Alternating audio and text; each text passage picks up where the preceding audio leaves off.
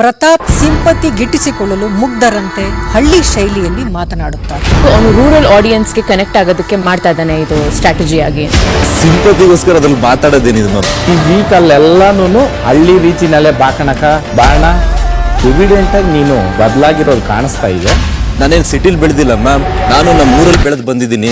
ಮಾತಾಡ್ತಾ ಒಂದಷ್ಟು ಪದಗಳು ಬರ್ತವೆ, ಅದಕ್ಕೆ ಒಂದೊಂದು ಪೋಣಿಸಿ ಇವ್ರು ಬೇಕಾದಂಗೆ ಅದನ್ನ ಹೇಳೋದಲ್ಲ ಮ್ಯಾಮ್.